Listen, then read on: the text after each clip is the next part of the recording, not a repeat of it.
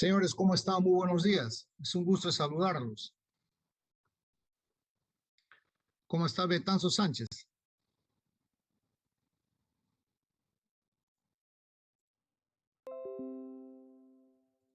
Muy bien. Una consulta. ¿Ustedes se lograron reunir digamos, saben algo si se han reunido los otros profesores en las otras secciones? La sección B, no sé, C, se reunió con su jefe de práctica.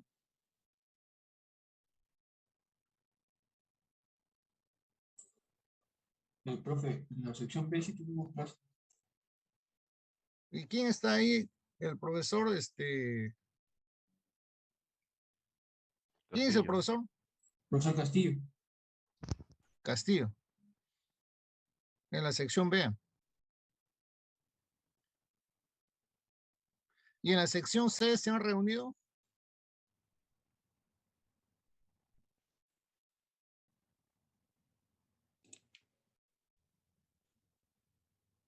Señores, ¿hay alguien de la C acá o todavía? Sí, profesor, sí hubo clase el día martes, que es práctica. Ya, Pero no recuerdo el nombre del profesor en estos momentos. ya. Muy bien. Bueno, en la sección A, nosotros ya hemos organizado grupos, ya tienen un trabajo de ciclo y ahora le voy a dar las tareas que van a hacer para la primera nota que tienen que hacer, ¿no? Ahora le voy a dar las tareas terminando la clase para que lo resuelvan de manera grupal. Como ya tienen grupo, entonces no hay ningún problema. Muy bien, entonces la clase pasada estábamos viendo lo que era una introducción a la automatización, algunos instrumentos que se usan para determinar y medir variables en los procesos industriales. Y hemos visto ahí un equipo muy importante que es la placa de orificio, ¿no? La placa de orificio determina una diferencia de presión y la diferencia de presión sirve para evaluar el flujo. Y en el laboratorio de operaciones unitarias realizamos prácticas de mecánica de fluidos haciendo uso de placas de orificio, ¿no? Medimos las diferencias de presión y esa diferencia de presión se traduce en un desnivel, ¿no? de un líquido manométrico. Bueno, dependiendo de las circunstancias, puede ser mercurio, tetracloruro de carbono, etcétera, ¿no? Entonces, midiendo esa altura, que corresponde a una diferencia de presión, se puede hacer el cálculo para evaluar el flujo volumétrico. Entonces, voy a compartir.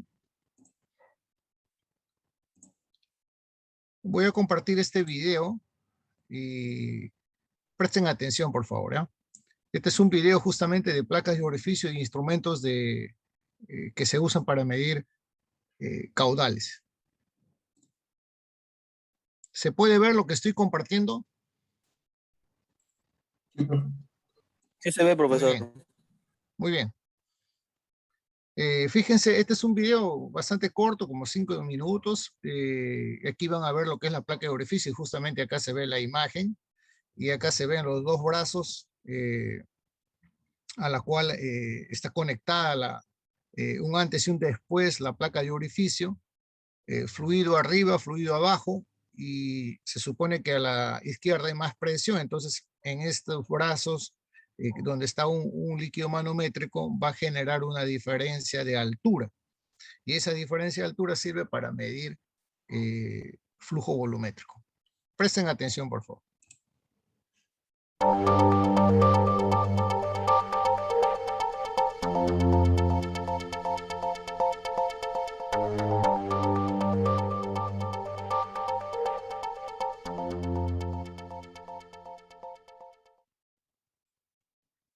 The most diverse substances are transported and distributed in piping systems every single day.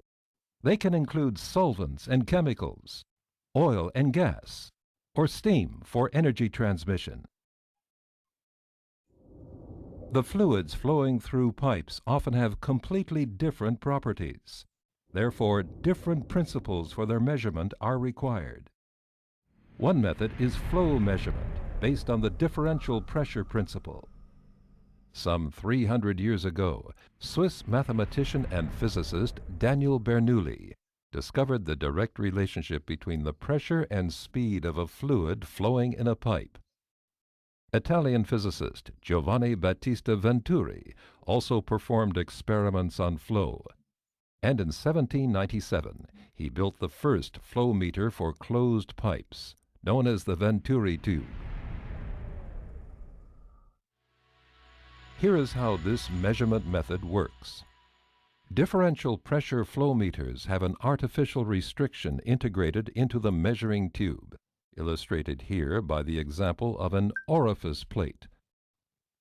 Two holes are located in the pipe wall, one before and one after the orifice plate. Two separate tubes connect these holes to a differential pressure sensor with its two pressure chambers separated by a diaphragm. The tiniest pressure differences in the flowing fluid can be precisely measured. If the fluid is not flowing, the pressure before and after the orifice plate is essentially identical. As soon as the fluid starts to flow, its velocity around the orifice plate increases significantly because of the restriction in the cross-section. At the same time, due to the laws of fluid mechanics, the static pressure at this point decreases. Consequently, different values are detected in the pressure chambers of the sensor, a higher pressure before and a lower pressure after the orifice plate. This pressure difference is a direct measure for the flow velocity, and thus the mass and volume flow in the pipe. The higher the flow velocity and the resulting drop in pressure around the orifice plate, the greater the differential pressure measured. In numerous industrial applications, the orifice plate covers many needs of flow measurement technology. However, other designs are available for certain measuring tasks to minimize undesired effects, such as excessive pressure loss or abrasion of components due to solids carried in the fluid. This demonstration shows that an abrupt restriction generates severe turbulence in a fluid. Nozzles with a rounded, funnel-like inlet clearly reduce turbulence and thus create less pressure loss. Nozzles are particularly suitable to higher flow velocities or to fluids with abrasive solid particles. Turbulence reduction is even greater with Venturi nozzles. And finally with Venturi tubes, where the restriction is created by longer conical constrictions in the pipe wall. All these designs can be supplied with different restriction diameter sizes, so that the pressure loss and the differential pressure generated can be optimized for the process conditions. Industrial flow measurement using differential pressure has been tried and tested in numerous applications worldwide for about 100 years. With this measuring principle, all liquids, gases, or steam can be measured, even at extremely high process pressures and temperatures. Every differential pressure flow meter manufactured by Endress and Hauser is configured to customer specifications and pre-mounted. For all applications, we have the right solution. Endress and Hauser, your single source supplier for measurement technology.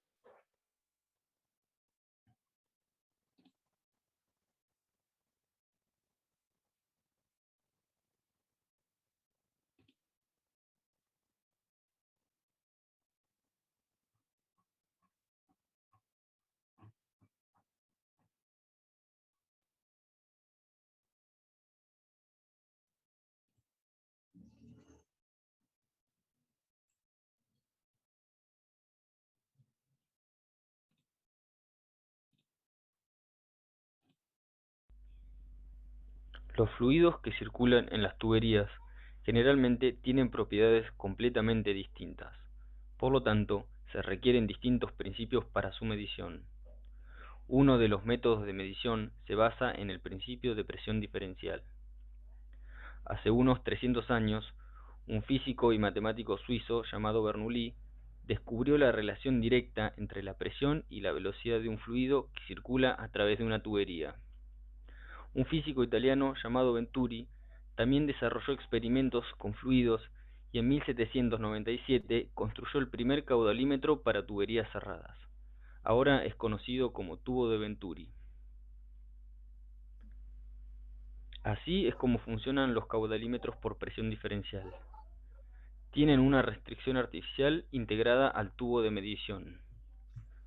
Un ejemplo de esta restricción es la placa orificio. En las paredes de la tubería hay dos orificios, ubicados antes y después de la placa orificio. Dos tubos por separado conectan los orificios con el sensor de presión diferencial.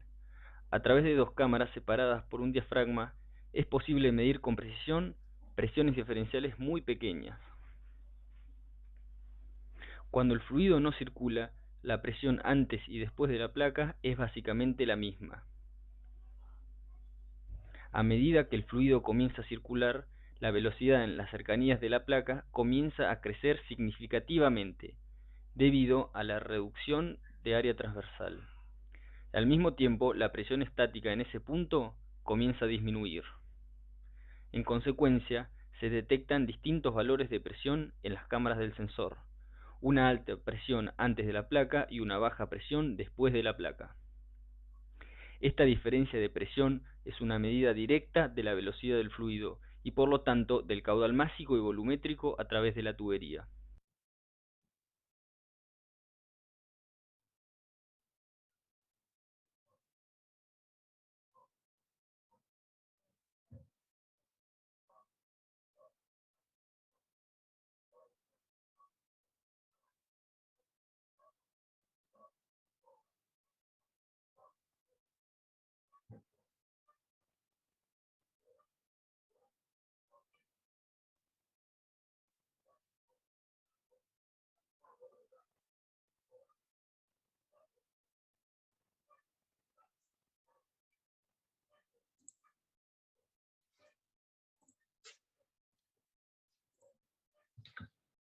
Muy bien.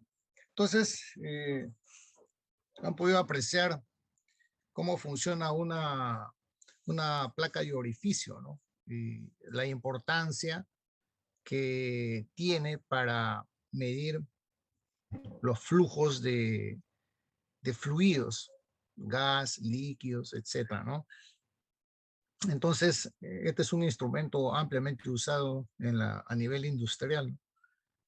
Cuando uno va a las empresas, hacia las visitas técnicas, uno podría ver en ciertas tuberías ciertos dispositivos. Entonces, este capítulo tenía o tiene esa finalidad, ¿no? Pensando en las visitas técnicas, que el alumno pueda reconocer equipos que están ahí frente a él, ¿no? Pero si no tiene un conocimiento, bueno, la visita simplemente pasa a ser un pasatiempo, ¿no? Y no algo que el alumno lo aproveche. Entonces, vamos a continuar para tratar de terminar este tema y esperando que para el próximo jueves ya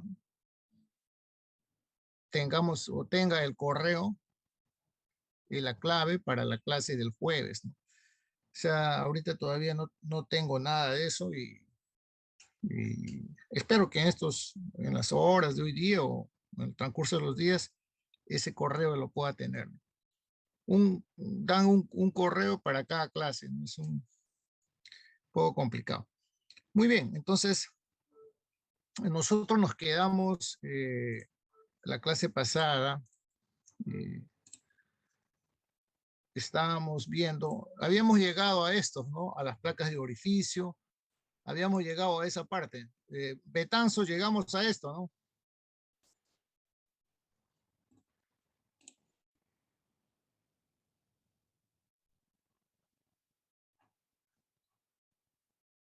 ah,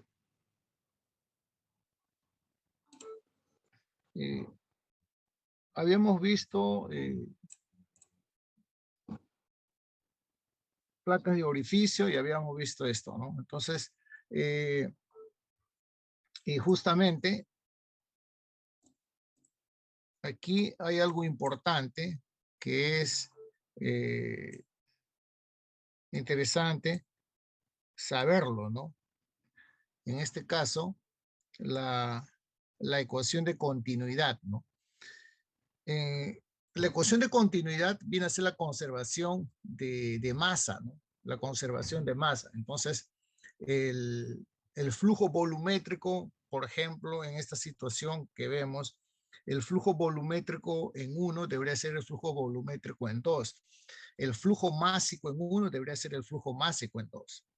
Esta es para indicar cómo es la ecuación de continuidad, ¿no?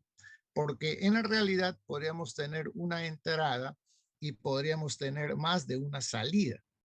Sin embargo, la ecuación de continuidad se va a cumplir, ¿no? Entonces, tendremos 2, 3, 4 condiciones de salida, diámetros, o tal vez el mismo diámetro en reducción, y va a ser posible evaluar el flujo en cada circunstancia. Entonces, eso es la ecuación de continuidad, ¿no? La ley de conservación de masa. Entonces, eso por un lado, pero la ley de conservación de masa también está relacionado con la energía. Entonces, toda la energía que hay en el punto 1 debería ser toda la energía que hay en el punto 2. Entonces, hay conservación de masa y hay conservación de energía. Entonces, y eso es muy importante tener en cuenta para la solución de ejercicios de mecánica de fluidos, ¿no? Y justamente esas cosas son lo que se aplican en estos instrumentos para poder determinar el flujo volumétrico o bien el flujo másico, ¿no? Entonces aquí tenemos una tubería, bueno, cuya referencia está, digamos, a una cierta altura, ¿no? Tanto para la entrada como para la salida. Entonces, para la ecuación de continuidad, nosotros tenemos esto, ¿no? En el punto 1 tenemos la densidad, el área y la velocidad. Y en el punto 2 tenemos la densidad, el área y la velocidad. Eso deberían de ser iguales. Si hablamos en general de un fluido, de un líquido, entonces podríamos tener en consideración esto, ¿no? Un fluido incompresible, que significa que la densidad a la entrada y a la salida esencialmente son iguales, ¿no? Claro que se puede comprimir los fluidos, ¿no? Pero digamos, pequeños cambios de volumen, digamos, se pueden lograr con enormes presiones, una energía muy grande para lograr pequeños cambios de volumen, ¿no? Y desde un punto de vista industrial eso no tiene sentido. Entonces, esencialmente para las presiones que se manejan, la densidad, la entrada y la salida son la misma. De modo tal que esto se convierte en velocidad por área a la entrada y a la salida son iguales, ¿no? Entonces aquí estamos flujo másico y aquí estamos como flujo volumétrico, ¿no? Muy bien. Entonces,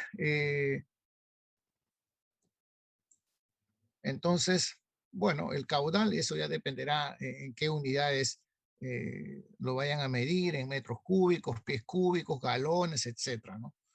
Y lo mismo la velocidad, ¿no? Aquí está en metros cúbicos, metro por segundo y sección transversal. Bueno, con respecto a las placas de orificio, hay 3 tipos de placas de orificio, ¿no? Concéntricas, excéntricas y una segmentada.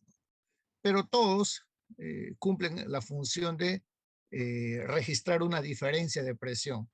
Una presión antes y una presión después de la placa de orificio. Y esa diferencia de presión es lo que finalmente sirve para evaluar el flujo. En ese video se puede ver de que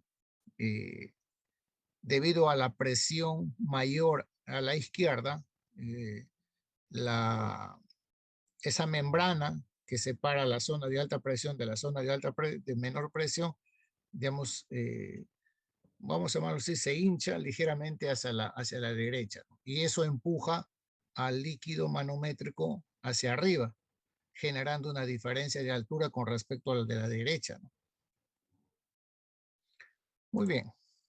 Entonces, la ecuación de energía que se maneja es la ecuación de Bernoulli, ¿no? La ecuación de Bernoulli. Para un flujo real, donde se tiene en cuenta la fricción, está este término adicional, que es la pérdida de energía por rozamiento, ¿no? Que hay desde el punto 1 al punto de entrada hacia el punto de salida. Pero no, en términos generales, la ecuación de Bernoulli suele expresarse por la relación sin pérdida de fricción, ¿no? Porque este es un valor, digamos, no es tan grande y no hay mucho error, digamos, ¿no? Cuando se tiene en cuenta esto o cuando no se tiene en cuenta. Entonces la energía de Bernoulli, digamos, para fluidos idealizados está bajo esta relación. ¿Qué es esta relación? La energía de presión, la energía cinética y la energía de gravedad. Entonces, estas tres formas de energía a la entrada y a la salida deben de igualarse. A la entrada tenemos una presión que es mayor a esta presión 2 para que el líquido, digamos, pueda ir de izquierda hacia derecha, ¿no? Si no, sería lo contrario. Pero a la izquierda tenemos, como han visto en el video, por ejemplo, toda la sección transversal de la tubería. Por lo tanto, la velocidad 1 es menor a la velocidad 2, porque la velocidad 2 tiene una sección transversal mucho más pequeña. Entonces, por ello, la velocidad a la salida para que haya conservación de masa debe ser mucho mayor.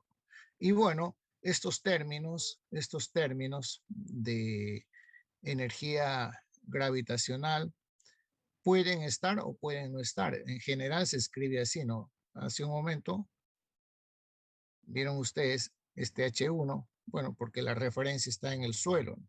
Pero podría ser que la referencia también esté en el centro de la tubería, ¿no? Entonces, estos H's pueden estar o podrían no estar. Eso ya dependerá de una situación en particular. Entonces, esta altura depende de la referencia que uno esté tomando, ¿no? Aquí tenemos una aplicación sencilla en la cual se muestra un sistema que tiene una tubería que lleva un fluido hacia un desnivel de 12 metros, ¿no? En este caso, el flujo volumétrico, el flujo másico, perdón, es 15 kilos por segundo y nos dicen que este fluido es liberado a la atmósfera en el punto 2. Entonces nos piden determinar la presión manométrica, o sea, este manómetro que está instalado acá está registrando una presión. Entonces queremos saber qué presión está registrando el manómetro. Muy bien, entonces aquí tenemos el diámetro de la tubería y aquí también tenemos el diámetro de la salida, ¿no? Entonces todo lo que está entrando debería ser todo lo que está saliendo y un desnivel de 12 metros, ¿no? Entonces, lo primero es que el flujo másico debería ser igual a la entrada y a la salida. Y en este caso es agua, sabemos cuánto vale la densidad, sabemos cuánto vale el flujo másico, Sabemos cuál es el área de la sección transversal porque sabemos cuál es el diámetro, que vale 8, ¿correcto? Entonces, sabiendo el diámetro, podría saber cuánto vale el área de la sección transversal. Y si aplico eso a esta expresión, la velocidad me sale 2.98. Y lo mismo puedo hacer para la salida, ¿no? Tengo el diámetro de la salida, el fluido es esencialmente el mismo, la ecuación de continuidad se cumple, por lo tanto la velocidad de la salida es 7.64 metros por segundo. Y podemos aplicarla a la ecuación de Bernoulli para determinar cuál es la presión a la entrada, puesto que la presión en 2 es la presión atmosférica, porque el líquido está saliendo a la atmósfera. Entonces, estas presiones son las presiones absolutas, ¿no? Las presiones absolutas. Entonces, si hacemos uso de la ecuación de Bernoulli, tendríamos esta relación que está acá, considerando que una atmósfera es 10 a la quinta pascal. Entonces, de aquí podemos despejar previamente cuál va a ser la expresión para evaluar la presión absoluta a la entrada. Y vendría a ser esta expresión que está acá. Entonces, bueno, si reemplazamos todos los números que ya tenemos para la presión en 2 es la presión atmosférica, está saliendo el líquido de la atmósfera. Bueno, es 10 a la quinta pascal y bueno, con esto vamos a determinar cuál es la presión absoluta. Esta es la presión absoluta, la presión en el punto 1.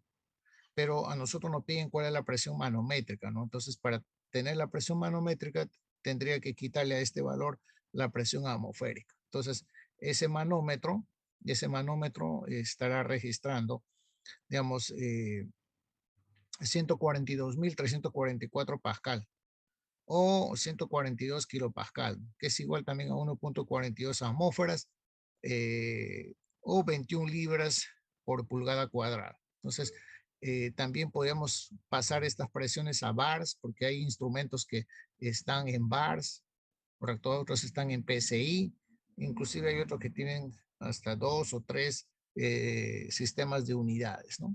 Entonces, rápidamente, con esta ecuación de Bernoulli y la ecuación de continuidad, podemos determinar en este caso cuál es la presión que está registrando el manómetro en ese punto.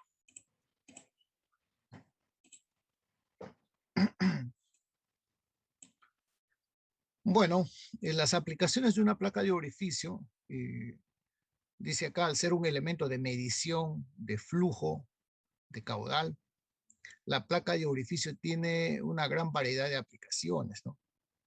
Digamos, a nivel industrial, ¿no?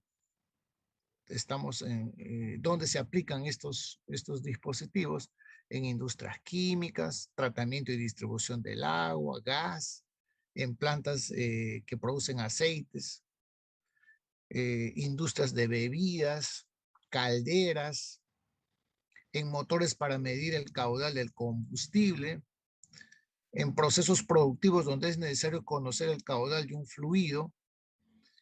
Y estas cosas, estas situaciones, uno podría o estábamos acostumbrados 2 años antes a visitar distintas industrias y podernos darnos cuenta de que, hoy aquí tenemos un caldero, ¿no? Y aquí en esta línea hay una placa de orificio, aquí hay una bomba, cosas como esa, ¿no?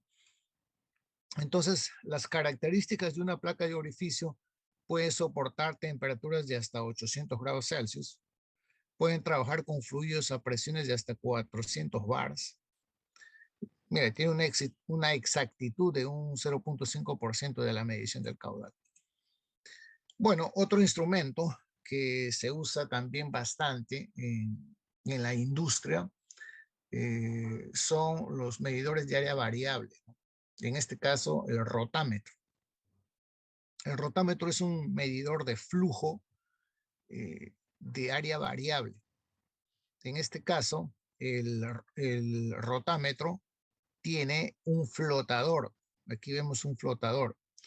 El fluido ingresa de manera, o fluye de manera ascendente, ¿no? Es decir, por la forma como opera el rotámetro, el fluido ingresa en la parte inferior y empuja al flotador dependiendo del flujo hacia una altura determinada.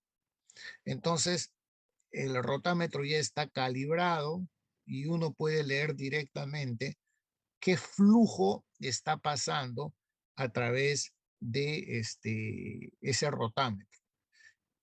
Este equipo solamente puede ser instalado, perdón, en una sola posición. Su posición es exclusivamente posición vertical, flujo ascendente, por la forma como el líquido opera, ¿no? Entonces, este es un tronco de cono, ¿no? Un tronco de cono donde el área va incrementándose en la medida que el fluido va ascendiendo. Y aquí también se puede hacer un balance de energía y poder determinar la expresión que va a permitir calcular la velocidad a la salida o a la entrada para poder determinar cuál es el flujo, ¿no? Entonces, en un flotador, el balance de fuerzas es la fuerza de empuje, el fluido, más la fuerza de arrastre. Eso debería ser igual a la fuerza de gravedad. Entonces el flotador en una posición determinada se va a mantener mientras el flujo permanezca constante. Entonces si el flujo cambia, digamos disminuye, entonces el flotador va también a caer un cierto nivel y se va a ajustar y va a registrar el flujo que está pasando en ese momento, ¿no? Entonces, estos dispositivos sirven para medir el flujo, digamos, de manera permanente. Quiero decir con eso que el flujo no está cambiando, ¿no? El flujo, vamos a decir, 10 litros por segundo, y eso será en la cual la posición, en este caso, por ejemplo, del flotador, esté registrando. Mientras no cambie alguna situación del proceso, entonces ese será el flujo que va a estar registrando el equipo, porque por contabilidad, seguramente para otros procesos posteriores necesitamos saber, ¿no?, cuánto flujo volumétrico ha pasado, seguramente eso convertido a masa o de repente hasta moles, para poder hacer cálculos posteriores, ¿no?, de repente un reactor, etcétera, ¿no? Entonces, aquí se puede ver, por ejemplo, el caso de la velocidad del flotador, o el volumen del flotador, perdón, por su densidad, es lo que nos da la masa del flotador, ¿no? La masa del flotador. Volumen del flotador, densidad del flotador. Entonces, este flotador también no es cualquier tipo de flotador, ¿no? Hay flotadores que son de materiales que dependen directamente del fluido que van a o que se intenta medir su flujo, ¿no? Por ejemplo, imaginemos que fuese una solución alcalina, por ejemplo. Entonces no podríamos usar un bronce, por ejemplo. Tal vez un cierto tipo de acero sea más indicado, o también hay dispositivos que son de materiales tipo materiales poliméricos, ¿no? Por ejemplo, el caso de que fuese una solución ácida, por ejemplo, no podíamos tener un bronce, ¿no? No podíamos tener un acero. Más aún, podíamos tener flujos de algún tipo de fluido que podría ser un alimento, por ejemplo. Entonces tiene que ser un flotador totalmente inerte. Entonces, el valor de F, tenemos el volumen del líquido por la densidad del líquido. Entonces, la fuerza de fricción sería esta, ¿no?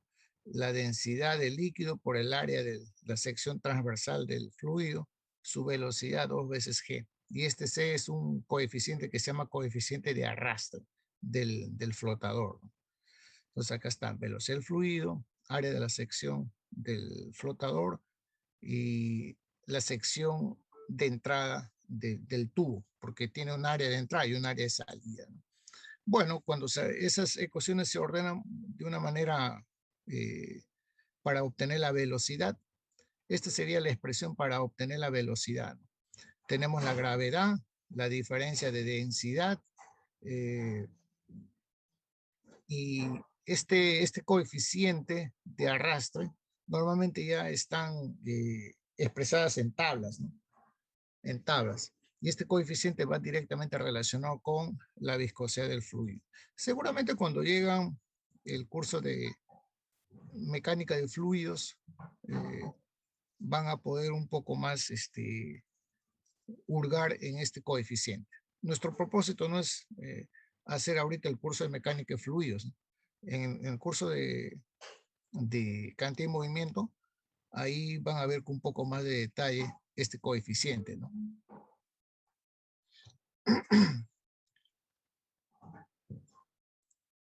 Bueno, una tobera es otro dispositivo que convierte la energía potencial de un fluido en forma térmica y de presión. Han visto en el video cómo de una placa de orificio pasa a una tobera, ¿no? Que es esta, es lo que han visto, ¿no? Una tobera. Entonces, entre la placa de orificio y la tobera hay cierta diferencia, ¿no? La placa de orificio es una restricción brusca de la sección transversal del fluido, ¿no? Más aún, el fluido impacta en la placa de orificio. En cambio, en una tobera, la tobera tiene, digamos, una curvatura que ayuda a que el fluido se direccione, vaya hacia la parte de la tobera, ingrese en la tobera, ¿no?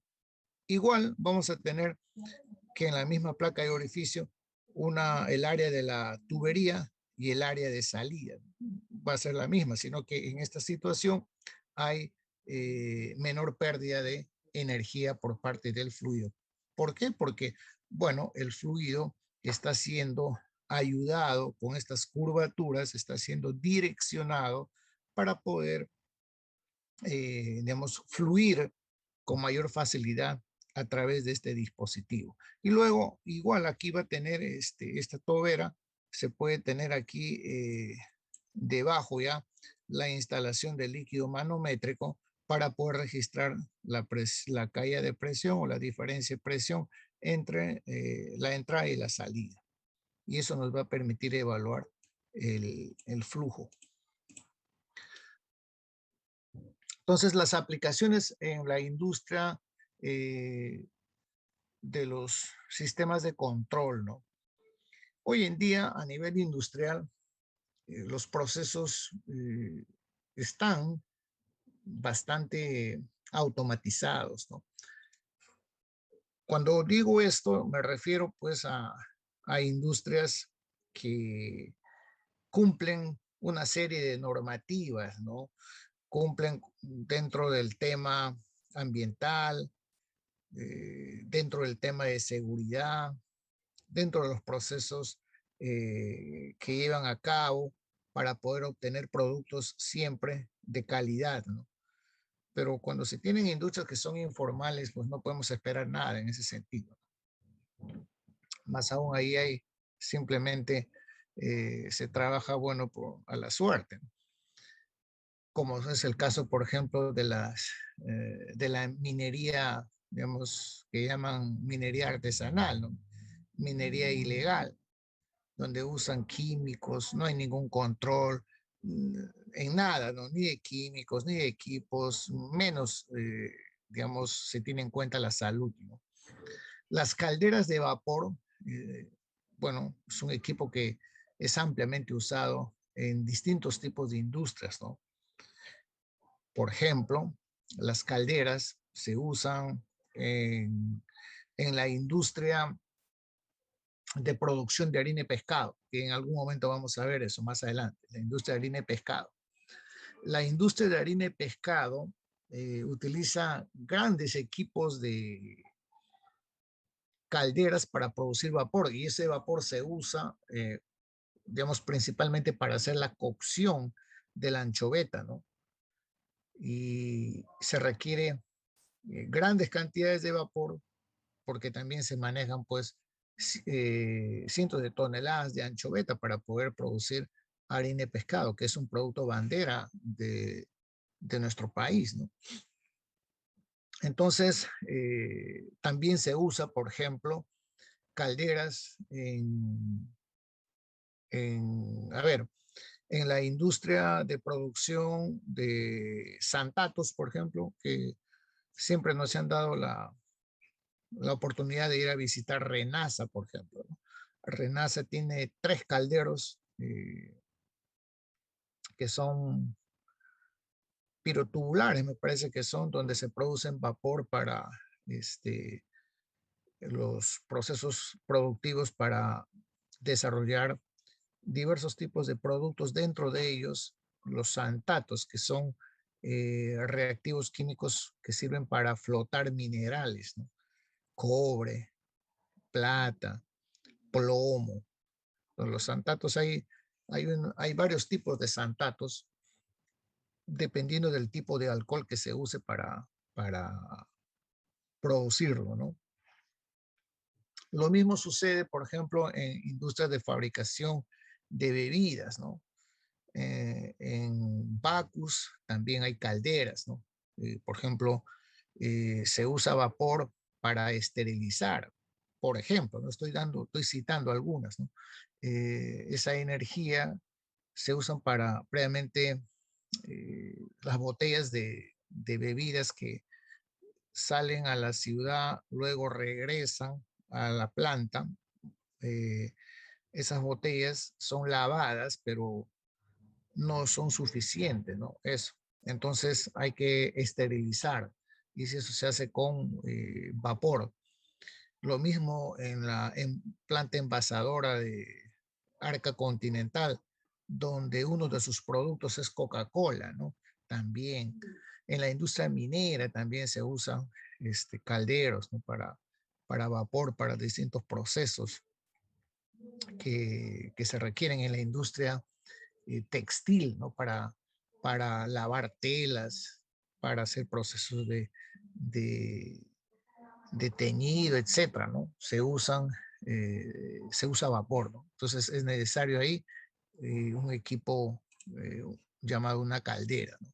Entonces, los 3 aspectos más importantes que se puede considerar, digamos, dentro del funcionamiento de una caldera está el proceso de combustión. Se maneja un combustible que es fósil, ¿no? Que puede ser diésel, de repente puede ser carbón o una mezcla, ¿no? También está el tema del agua que se maneja para producir vapor. Hay toda una química relacionada al tratamiento del agua. Por ejemplo, ahí en Renasa, en Coca-Cola, en Bacus y Johnson, se maneja agua de subsuelo, ¿no? Y esa agua de subsuelo tiene que ser acondicionado, tiene que ser tratado previamente para poder ser digamos, puesto en la caldera para producir vapor. Si no, la tubería de la caldera se encalicha, ¿no? Es como en una tetera, ¿no? Se comienza a producir, a formar un sarro que va a impedir la transferencia de calor. Luego también estas calderas tienen la parte de seguridad industrial, ¿no? Esta seguridad está relacionado con una válvula, ¿no? La caldera, al producir vapor, podría haber acumulación de vapor. Y una acumulación de vapor genera un exceso de presión, ¿no? Y bueno, dependiendo del nivel de presión, la caldera puede explotar. Eso ha sucedido muchas veces. Entonces, la seguridad en estos equipos pasa por una válvula de seguridad, ¿no? Esa válvula de seguridad se apertura automáticamente cuando la presión de la caldera excede a una presión de diseño. Y de esa manera se libera el vapor excedente hasta alcanzar, bueno, la presión a la cual debería de trabajar de manera normal. Entonces, las calderas, cuando, digamos, queman combustible fósil, inevitablemente también emiten compuestos contaminantes a la atmósfera, ¿no? Y bueno, ese es todo otro tema, ¿no? Que podríamos hablar mucho. Aquí hay eliminación de CO2, de NO, los NOx, óxidos de nitrógeno, son promotores de ozono, el desarrollo industrial a través de la quema de combustibles fósiles, que pueden ser de equipos como calderas, hornos. Bueno, también una enorme cantidad se produce a través de el transporte, generan óxidos de nitrógeno, compuestos orgánicos volátiles, que son promotores de un contaminante secundario de la atmósfera que es el ozono. Y bueno, ese es un tema muy apasionante para mí, o para muchos otros también, donde el ozono, no estamos hechos para respirar ozono. El ozono a nivel de la troposfera, a nivel de ground level, o sea, a nivel de superficie, se ha incrementado. Entonces, al ser un contaminante, genera problemas broncorrespiratorios, eh, conduce a la muerte de personas que sufren asma, es un generador de cáncer, o sea, es todo un problema, ¿no? Todo un problema que se genera como consecuencia de una actividad industrial que no es adecuadamente hemos diseñada para tratar sus residuos, ¿no? Y justamente nosotros ahora, bueno, estoy empezando en un tema como eso para ver más adelante una publicación sobre ozono, que espero de su fruto, por lo menos a fin de año, empezar a lanzar uno de ellos, ¿no? Y van a ser como 2 por el momento. Acá en Lima hay mucho problema con eso.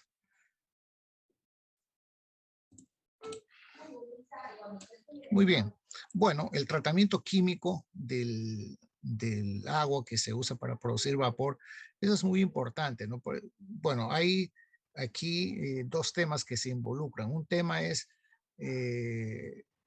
la pérdida de eficiencia de la transferencia de calor, o sea, la energía de combustión que se produce debido al encalichamiento de las tuberías. No se aprovecha convenientemente ese nivel de energía. Entonces, tenemos encalichamiento y tenemos pérdida de energía. Y para lograr el mismo efecto necesitamos quemar más combustible, ¿no? Lo cual ya no es conveniente, ¿no? Entonces, ese es todo un tema, el tratamiento del agua en las calderas. Hay reactivos químicos, hay muchos chicos de la facultad que trabajan en estos temas, ¿no? Entonces, de manera natural, pues el agua contiene sales, ¿no? Sales, sulfatos, puede ser de calcio, magnesio, etcétera. Y estos son los que encalichan, ¿no? Las tuberías y son un problema. Entonces, estamos hablando de una caldera que cuesta mucho dinero, ¿no? Y no nos podemos dar el lujo de que la caldera, por falta de hacer un tratamiento adecuado del agua, se deteriore, ¿no? Entonces hay toda una química relacionada al tratamiento del agua, ¿no? Entonces ese tratamiento está directamente relacionado para eliminar sales y evitar la formación de incrustaciones, ¿no? Bueno, la protección y la seguridad está involucrada a través de una válvula, ¿no? Que les mencioné. La seguridad es lo primordial, es lo principal en cualquier proceso industrial, ¿no? Las personas, la vida de las personas es lo más importante. Entonces, en todo lo que es seguridad, tiene que entrar a tallar mucho los sistemas de instrumentación, ¿no? Entonces, una caldera debe ser capaz de aportar una energía calorífica suficiente en la combustión del combustible, del gas, ¿no? Entonces ahí hay un quemador, ¿no? Un quemador que maneja la relación aire-combustible para que la combustión sea lo más completamente posible, ¿no? O sea, cuanto más completa sea, será mejor, ¿no? Escribir el proceso de combustión en una pizarra es muy sencillo, ¿no? Pero en la industria no es tan sencillo, ¿no? No es tan sencillo. Se necesita mucho control entre el flujo del combustible y el flujo del aire para poder acercarnos a la combustión completa, ¿no? Puesto que en esa situación el combustible nos ofrece la máxima energía de combustión posible, ¿no? Entonces, eso con respecto, digamos, a lo que hace la caldera, ¿no? Bueno, esta es una imagen y acá ya tenemos la realidad, ¿no? Estos equipos pueden ser, digamos, relativamente pequeños, pero también pueden manejar grandes volúmenes de agua, ¿no? Por hora y producir, pues, grandes cantidades de vapor. En la industria, como le digo, en la industria pesquera, las calderas son enormes, ¿no?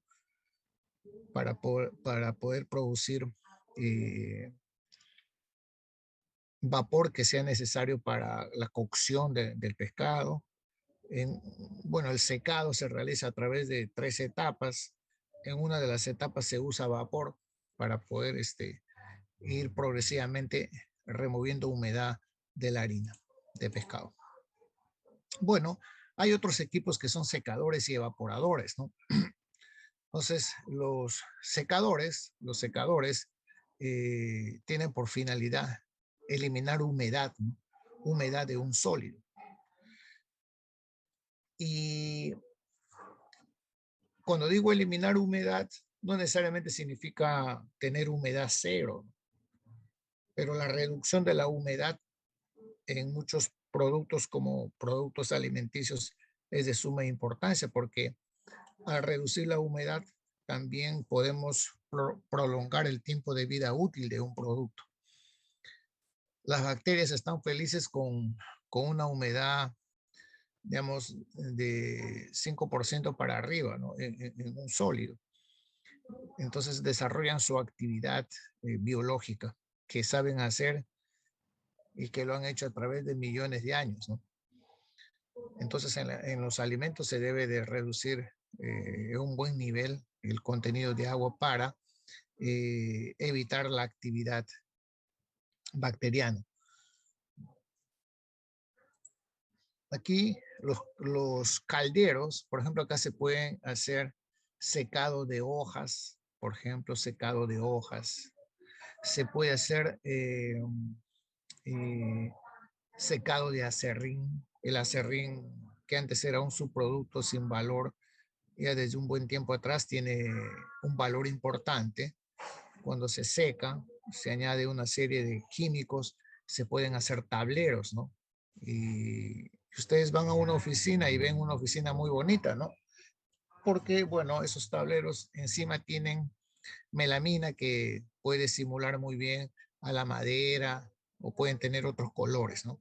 Entonces el acerrín secado convenientemente sirve para hacer, por ejemplo, tableros, ¿no? Se puede secar industrialmente el tabaco, la manzanilla, el té y tantos otros productos, ¿no? Con la finalidad de alcanzar una temperatura que sea adecuada para ese producto. En las carnes también se secan, ¿no? Aquí tenemos un evaporador, un tren de evaporadores en la realidad.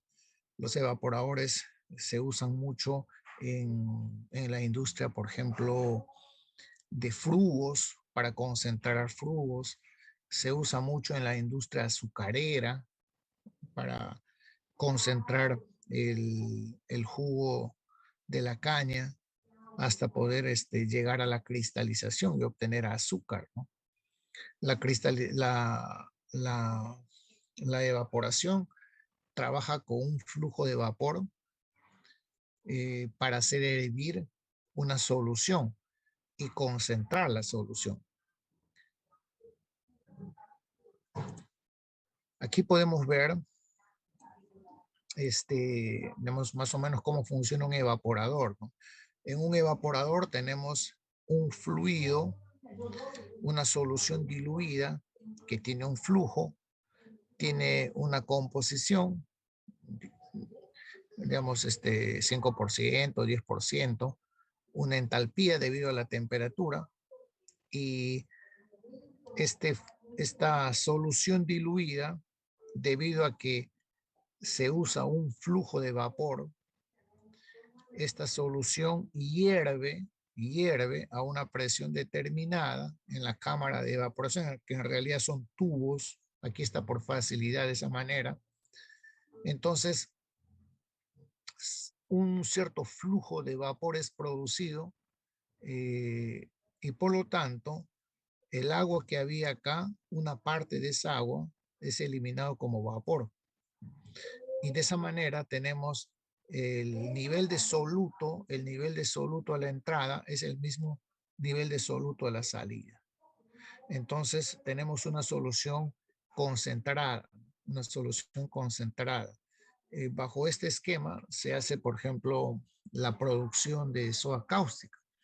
En Quimpa, que está aquí en Ventanilla, ahí muy cerca de Renasa, se produce soda cáustica por electrólisis de cloruro de sodio. Y producido ello, la solución se puede concentrar en 3 niveles, con la cual normalmente se vende al 11%, al 30% y al 50%, ¿no? Pero también ustedes en algún momento han manejado soda cáustica sólida. Entonces, evaporando el agua, se puede lograr la cristalización hasta llegar a la saturación de la solución y se puede obtener cristales de soda cáustica, ¿no? Entonces, el vapor que se usa, toda la energía del vapor debería de permitir que el vapor salga como un condensado, ¿no? En tal manera que acá tenemos un líquido que tiene una entalpía y acá un vapor que tiene una entalpía. Como el flujo es el mismo, entonces aquí tenemos el calor latente, ¿no? El calor latente por el flujo de vapor nos da la energía que el vapor entrega para lograr este nivel de evaporación. Entonces, bueno, para esto nosotros siempre necesitamos manejar tablas, como por ejemplo, a ver, voy a...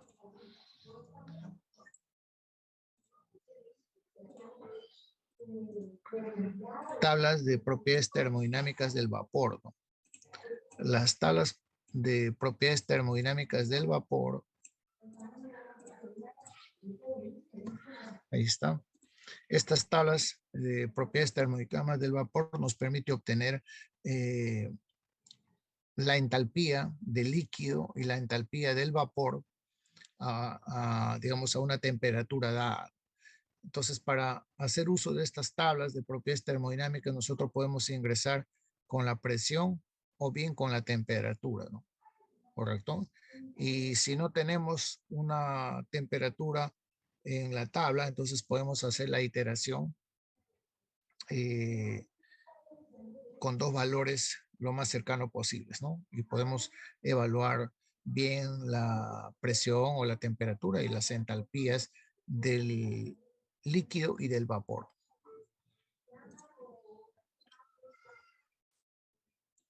Entonces,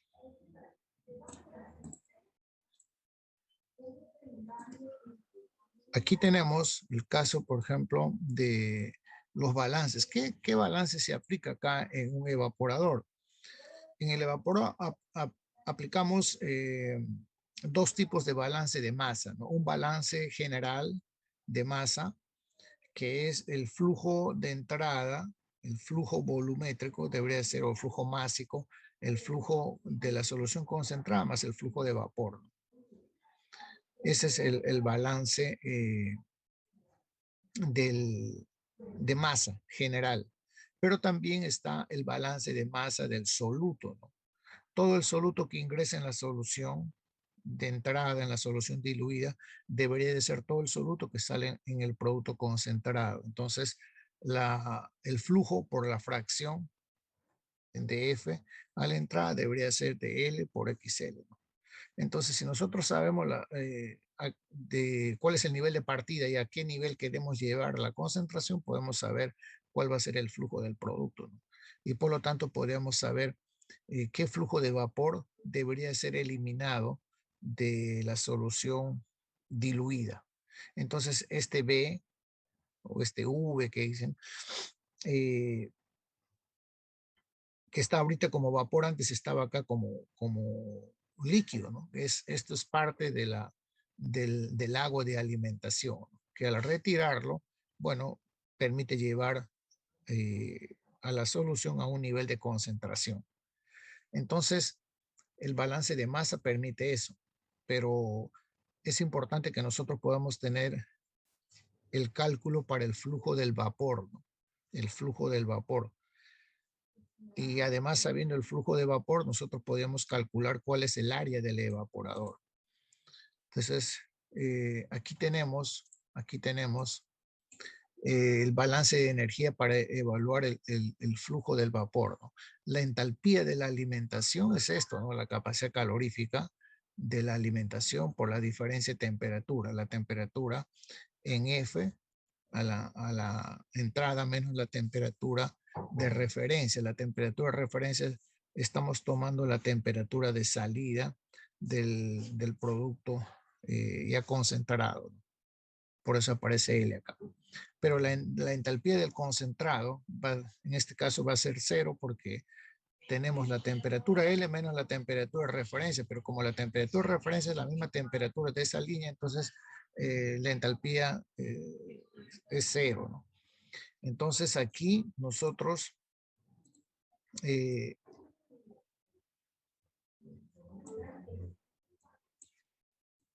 tenemos el balance de energía, ¿no? El balance de energía, aquí está, ya lo he organizado acá, acortando algunos pasitos. Aquí tenemos toda la energía que entra, debería ser toda la energía que sale, ¿no? Hay energía que entra con la solución diluida, la energía que entra con el vapor, las energías que salen con el vapor, con el concentrado y con el vapor de la cámara de evaporación.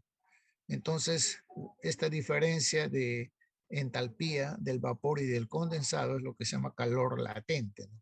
Calor latente. Entonces aquí tenemos el flujo.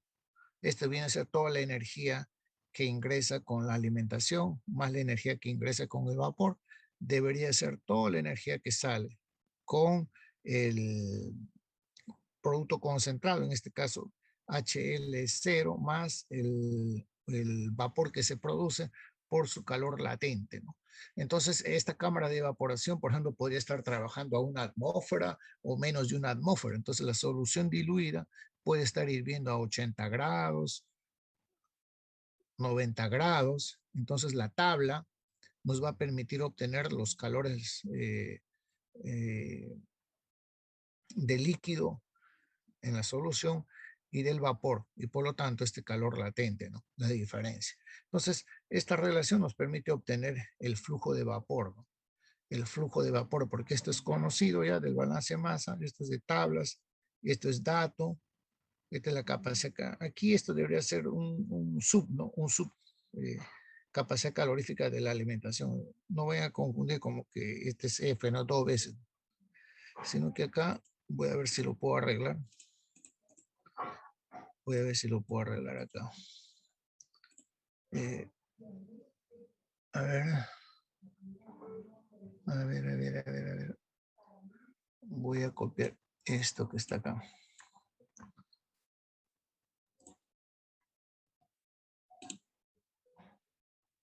Ahí está, listo.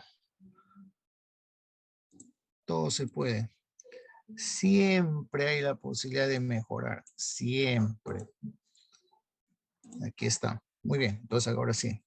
Entonces aquí tenemos la solución, la capacidad calorífica de esa solución y la diferencia de temperatura. Entonces de ahí puedo calcular F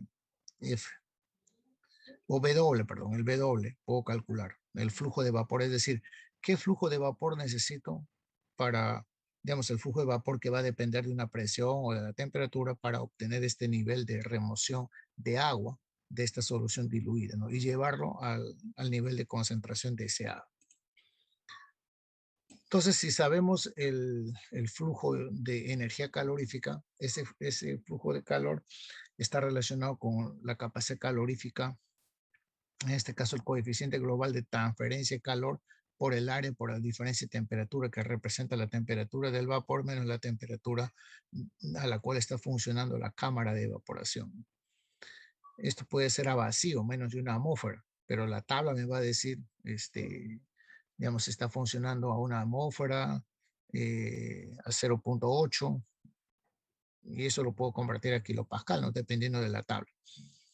Entonces, de aquí puedo, esta es la ecuación de diseño y con esto puedo calcular el área de transferencia del evaporador. Y el área de transferencia se va a reducir a dos aspectos que voy a tratar de buscar acá una gráfica.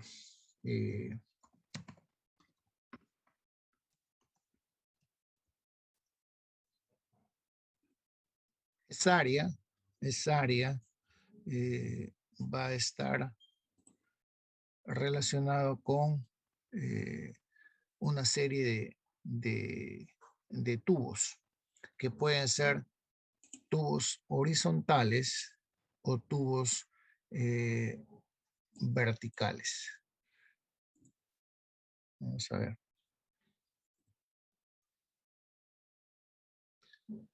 A ver.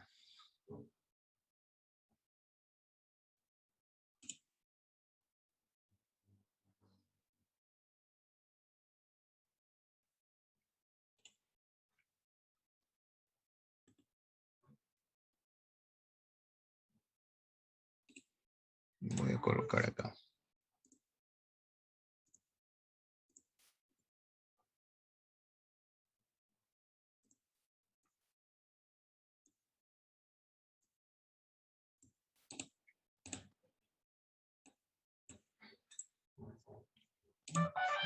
Fíjense ustedes, acá los evaporadores pueden ser de dos tipos, ¿no? El área del evaporador que acabamos de calcular, digamos,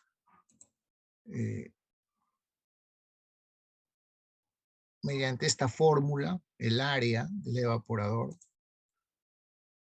se refiere a cuántos tubos podemos usar dependiendo si el evaporador es de tubos horizontales o tubos verticales, ¿no? Tubos horizontales o tubos verticales. Entonces, los evaporadores de tubos verticales, por ejemplo, pueden ser tuberías que van desde 3 hasta unos 10 a 11 metros de altura, ¿no? O de largo, vamos a llamar la tubería. Entonces, esta es una tubería y el vapor está rodeando la tubería. Entonces, el vapor no entra en contacto con la solución diluida o concentrada, ¿no? Bueno, acá tienen un ejercicio que es para concentrar en un evaporador de efecto doble una solución que tiene inicialmente 15% de cloruro de sodio, 15% de cloruro de potasio, 20% de cloruro de magnesio. Se necesita acá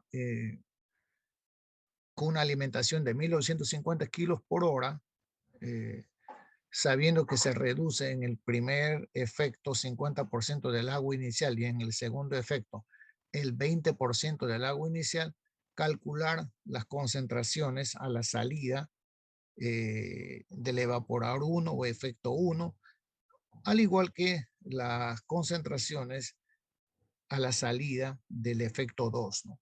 ¿Qué niveles de concentración va a tener? Porque lo que se supone es que, no se supone, lo que debe darse es que a estos niveles de concentración de la alimentación aquí deberían de ser mucho mayores. ¿En cuánto? No lo sabemos, pero deben de ser mayores porque estos niveles de vapor de agua que se han eliminado del efecto 1 y del efecto 2 vienen a ser de la alimentación de partida y de la solución concentrada que sale del primer efecto, ¿no? Fíjense ustedes, así trabajan los evaporadores, ¿no? Si tenemos un efecto 1, eliminamos un vapor y ese vapor sirve para hacer hervir a la solución, en este caso al concentrado que sale del mismo efecto, ¿no? Para hacer hervir, quiere decir que la cámara de evaporación de este evaporador trabaja a una presión menor que esta presión en 1. La presión en 2 es menor a la presión en 1. Entonces, de esa manera se logra que este vapor sirva para calefaccionar, hacer hervir a esta solución y se va retirando el agua, ¿no? Igual puede haber otro evaporador, la presión en el evaporador 3 debería ser menor a esta presión para poder seguir logrando el mismo efecto. Y aquí te preguntan eso, ¿no? Los flujos a la salida de 1 y los flujos a la salida en 2, ¿no? ¿Qué porcentaje se maneja? Bueno, aquí está la solución del ejercicio y aquí está la tablita, ¿no? Estos son los porcentajes que había en 1. Esta es la entrada y esto es el full balance de masa, nada más. Luego estos son los flujos a la salida, estos son los porcentajes y estos son la salida y los porcentajes, ¿no? Y aquí se puede ver, ¿no? Cómo inicialmente el fluido ingresó con 35% de cloruro de sodio y ha ido incrementando, ¿no? 41,18, 43,14. De cloruro de potasio de 15 ha pasado a 16,65 en el efecto 1 y ha llegado hasta 18,61. Y lo mismo para el cloruro de magnesio, ¿no? Todos se ha ido incrementando el nivel de concentración. Pero el agua sí tiene que ir disminuyendo su contenido, ¿no? Porque cada vez hay menos agua en la solución, ¿no? Eso sí, inicialmente tenía 30%, bajó a 17,65 y terminó con 13,16, ¿no? Eso ya lo dejo para ustedes, para que hagan los cálculos, ¿no? Y aquí tenemos el caso de tener un evaporador. Esto es de otro curso que yo enseño, pero que no enseño a la uni ese curso, pero lo he puesto adecuado para la uni. Aquí tenemos un evaporador continuo de efecto simple, concentra 12,000 kilos por hora de una solución que tiene 1,2% en peso, entra a 30 grados y lo queremos concentrar a 2,2. Y aquí nosotros podemos llevarlo, por ejemplo, aquí está a 2,2 en peso, pero podríamos también llevarlo, por ejemplo, a 5, no sé, a 10 y 15%, ¿no? En otra situación, ¿no? Hacer el ejercicio con otros porcentajes, ¿no? Entonces, aquí tenemos, dice, el vapor que se usa en el evaporador está a 1 atmósfera. Y el vapor de agua para el calentamiento está a 120 grados Celsius. Entonces aquí tenemos la cámara de evaporación. Eso está a 1 atmósfera de presión. Pero también podríamos hacer, para que ustedes resuelvan otras circunstancias, podríamos tener, por ejemplo, acá 0,8 atmósferas. Podríamos tener 0,6 atmósferas. Como aquí la tabla está en kilopascal, entonces ustedes tienen que convertir esa presión de 0,8 a kilopascales, ¿no?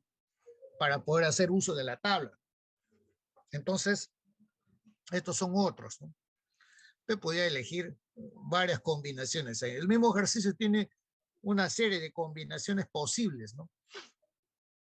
Entonces, el vapor de la cámara de alimentación, el vapor, este vapor está a 120 grados. Este vapor se puede dar su condición tanto como temperatura o como presión, ¿no? Como presión. No es I, O. Entonces aquí tenemos el coeficiente global en vatios. En vatios. Vamos a, de repente, vamos a ponerle watts, vatios. Si fue pasado, un alumno entendió que era este mismo V doble, era este mismo V doble, ¿no? O sea, no hay, siempre hay algún despistado. Entonces, ahí tenemos el coeficiente global, ¿no? Que ya han visto ustedes en qué fórmula va, ¿no? Entonces aquí lo que te piden es el flujo de agua eliminado de la alimentación, el flujo de agua en el producto, el flujo de vapor requerido, el flujo de producto, el área del evaporador, la economía de evaporación. Entonces, aquí tenemos y el sistema, es así, ¿no? Tenemos el flujo de la solución diluida. Esta es una opción, ¿no? Usted podría elegir otra opción también, pero teniendo bien claro digamos, la nomenclatura que emplea, ¿no? Así lo pueden entender. Entonces, aquí tenemos lo siguiente. Hay un flujo de 12.000, perdón, kilos por hora, y esto debe ser a L y B, ¿no? Entonces aquí tenemos 1.2%, significa que hay 144 kilos de soluto por hora que ingresan, y eso también debería estar a la salida, ¿no? El mismo flujo. Entonces el flujo de agua a la entrada es 11.856 kilos, ¿no? Entonces con este balance de masa específico puedo determinar cuál es el flujo del producto concentrado, y eso me sale 6.545.45, ¿no? Entonces de ahí puedo sacar cuál es el flujo de vapor que se está produciendo. En este caso 5.454. Muy bien. Muy bien. Entonces ya tenemos ahí la respuesta A, y la respuesta B sería el flujo de agua.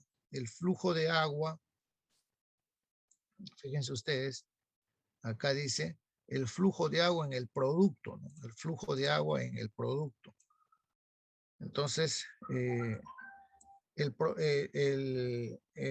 flujo del producto concentrado es 6.545.45. Le tengo que quitar este flujo de sólido, soluto, para tener el flujo de agua, ¿no? 6.401.45. Muy bien. Ahora dice, ¿cuál es el flujo del vapor? Entonces, para hacer este cálculo, yo tengo que saber a qué condición funciona la cámara de evaporación. Ahí les he dado ya como dos situaciones más, ¿no? Podría estar en vacío. Cuanto más menor sea la presión de una atmósfera, la solución puede hervir a una temperatura menor, y eso tiene una importancia, ¿no? Para procesos en los cuales se manejan soluciones que son sensibles a la temperatura, soluciones orgánicas, fármacos, en la industria alimentaria. Pueden haber muchas situaciones en las cuales la solución que se maneja es sensible a la temperatura, ¿no? Y por lo tanto puede ser deteriorado. Entonces se necesita reducir la presión a fin de poder hacer hervir la solución a temperaturas mucho más bajas, ¿no? Y no afectar la calidad del producto. Entonces en la cámara de evaporación tenemos una atmósfera, por lo tanto, como tenemos una solución diluida, podemos decir que hierve, que es casi como agua, hierve a 100 grados. Entonces, para el vapor tenemos, entonces su temperatura sería 100 grados, ¿no? Ese vapor. Y de las tablas, nosotros tenemos la entalpía del vapor y la entalpía del líquido, ¿correcto? En kilojoules, Y con esto de acá podemos sacar la entalpía del vapor, ¿no? La entalpía del vapor que está saliendo de la cámara de evaporación. Y para el vapor de calentamiento nos dicen que la temperatura es 120 grados. Entonces, con 120 grados voy a la tabla y 120 grados sí está, ¿no? 120 grados está acá, 120 grados. Entonces, con 120 grados puedo leer la entalpía en kilojoules, ¿no? Aquí está la entalpía de líquido y la entalpía de vapor. Y aquí también está el calor latente ya. Bueno, hay tablas así, ¿no? Pero hay otras tablas donde hay que hacer el cálculo. Entonces, 120 grados Celsius, la presión en kilopascal es 198.67, ¿no? La presión en pascal 198.67, ¿correcto? La presión, vamos a ver si esto se, bueno, no se puede acá. Aquí debería tener la presión 198.67 kilopascal, ¿no? Tal vez aquí vamos a colocar este vapor. Para que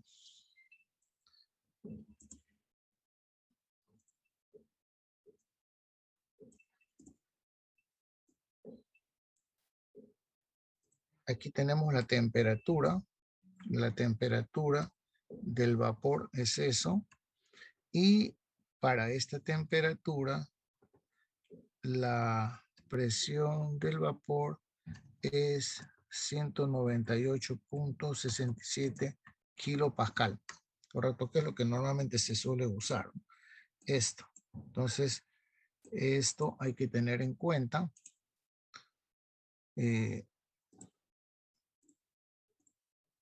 Ahí está.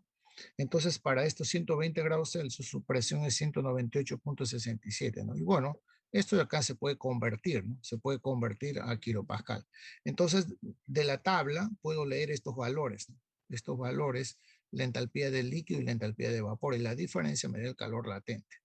Entonces, esto me va a permitir encontrar la entalpía del líquido, del concentrado, que en este caso va a ser 0, y la entalpía de la alimentación, que sí va a tener un valor, ¿no? Entonces, tal como hemos visto en la fórmula anterior, para calcular el flujo de vapor de calefacción va a ser esta expresión que está acá, ¿no? Pero esto es 0. Aquí lo he puesto todo de todas maneras para entenderlo, ya que se trata de un primer ejercicio.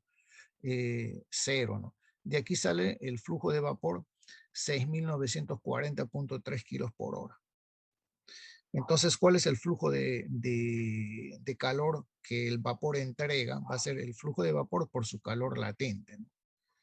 Entonces, esto me sale, aquí sale algunos millones en kilojoules por hora, y aquí está en vatios, ¿no? Entonces, como nos están pidiendo calcular el flujo, el área, ya tengo el flujo del vapor, ya tengo la expresión para el área, aquí tengo el área y aquí me sale 169.45. La economía de evaporación es la relación del vapor que se produce, del agua que se elimina de la alimentación de la solución diluida con respecto al flujo de vapor. Y aquí sale 0.79, ¿no? ¿Qué significa esto? Significa 0.79 kilos de agua que se elimina de la alimentación por cada kilo de vapor que ingresa a, digamos, a la cámara de calentamiento, ¿no? ¿Correcto? Cuanto más alto es esto, mucho mejor, ¿no? Entonces, de esta manera se puede hacen los cálculos para un proceso de evaporación. Ahora, aquí puede haber otros cálculos adicionales, por ejemplo, ¿no? Podemos tomar decisiones, ¿no? Por ejemplo, usar un evaporador de tubos verticales y decir, por ejemplo, que las tuberías son de 2 pulgadas de diámetro, que son de 8 metros, por dar una idea, y calcular de cuántos tubos se va a componer este evaporador, ¿no? Bueno, aquí está el horno. Aquí tenemos el aire que va a ingresar a un horno para producir el secado. Entonces, en este horno podemos hacer ingresar aire caliente, ¿no? Aire caliente y, bueno, realizar un proceso de secado, ¿no? Y aquí está su sistema de cómo se podía controlar eso. Aquí tenemos un controlador registrador de temperatura en este punto. Y este controlador, o sea, aquí tenemos el elemento primario, el registrador, el transmisor, y bueno, aquí tenemos el cerebro del sistema de control que actúa sobre esta válvula. Y luego por acá tenemos ya el producto que va a salir con un cierto nivel de contenido de agua.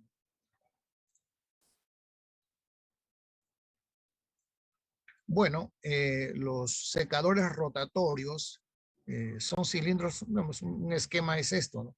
Los cilindros rotatorios, este tipo de cilindros se pueden usar, por ejemplo, para secar acerrín, por ejemplo, ¿no? También se utilizan secadores rotatorios para secar harina de pescado, por ejemplo, ¿no? Y todos se hacen, bueno, dependiendo de la situación. Acá, por ejemplo, ven vapor, ¿no? Vapor. Y alguien se puede preguntar, pero ¿por qué no usamos vapor? No, no, el vapor no está en contacto con el producto húmedo. Aquí tenemos producto seco. Sino el vapor, este es como dos tubos concéntricos, ¿no? Entonces el vapor va por la rendija y cede calor a este producto húmedo. Entonces el producto húmedo, al ganar calor, evapora el agua. Entonces aquí está cómo se realiza el sistema de control para esta situación, ¿no? Aquí tenemos un transmisor de temperatura que control registrador de temperatura, control registrador de temperatura. O sea, hay una secuencia aquí de controles hasta obtener un cierto nivel de producto secado. Hornos rotatorios hay en varios, o secadores rotatorios hay en distintos tipos de industrias, ¿no?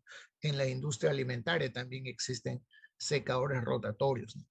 Bueno, en industrias como la industria de la madera, que es para secar acerrín, también hay secadores para secar madera, ¿no? Para secar madera, porque cuando se tienen, digamos, procesos industriales en serie donde se desarrollan distintos tipos de productos que pueden ser productos para el hogar, productos para oficina, pues ya se producen en serie, ¿no? Y la madera debe ser secada hasta un nivel nivel de humedad para poder ser trabajada. Y para eso hay unos hornos, o sea, secadores, vamos, son como cajas donde se coloca la madera convenientemente organizada y se aplica aire caliente, ¿no? Y para eso hay que manejar la carta psicométrica, ¿no? Las características del aire de entrada y luego las características del aire de salida.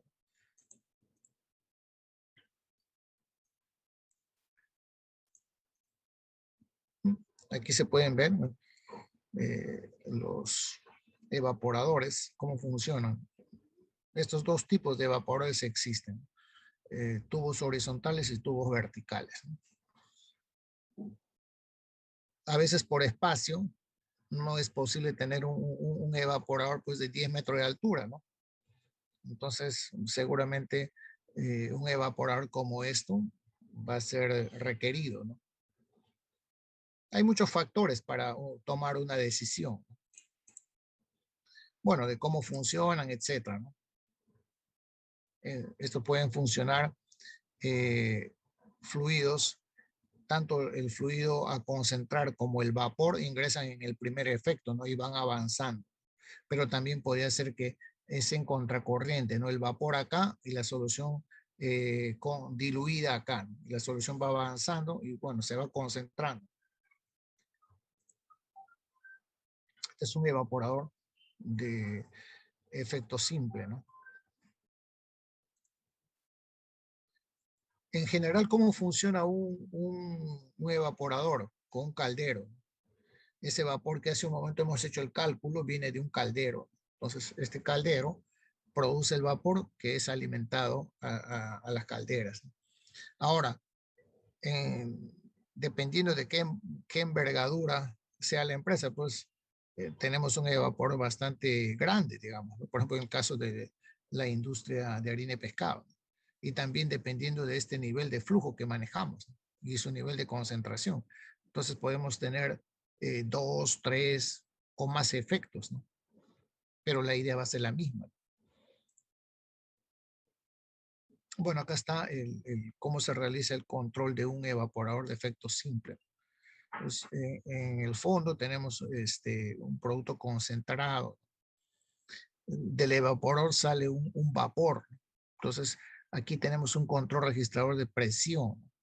Entonces, puede ser la presión o la temperatura, ¿no? Eso es indistinto, ¿no? Porque para una presión hay una temperatura. Entonces, aquí tenemos control registrador de nivel, ¿no? Entonces, en el evaporador va a haber un cierto nivel, una cierta altura, y eso tiene que controlarse, ¿no?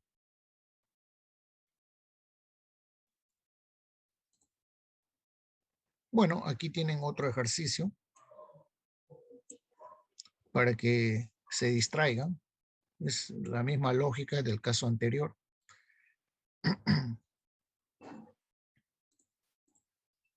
Miren acá, evaporadores así existen, funcionando en serie o en paralelo, ¿no? Pueden ser equipos que tienen 5 hasta 12 metros de altura, pero no necesariamente pueden tener esta disposición, ¿no? Pueden ser también horizontales, porque no, esta es, digamos, una instalación, digamos, aire, digamos, al ambiente, ¿no? Pero en otras circunstancias las industrias están ya limitadas, ¿no? Con área, techos, etcétera, ¿no? Entonces, habrán otras opciones, ¿no? Como los tubos horizontales.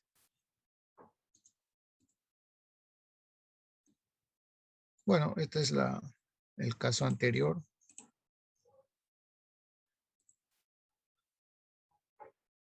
Está resuelto para que lo vean. Aquí están todos los detalles del cálculo. Bueno, con respecto a la parte, digamos, metal mecánica, algunas consideraciones como pues, son los tubos, ¿no? Los tubos que se utilizan, la estructura del caldero o del evaporador están basados en tuberías, ¿no? Que son tuberías normalizadas, ¿no? Estas tuberías de acero, ¿no? Por ejemplo, estas tuberías ACTM 312 o es IC 316. Entonces ustedes entran acá, esas tuberías tienen un diámetro, tienen, dependiendo de la presión que manejan, tienen un diámetro, un espesor, tienen un cierto peso por unidad de longitud, etcétera, ¿no? Entonces, estas presentaciones pueden ser tuberías mate o tuberías brillantes también, ¿no?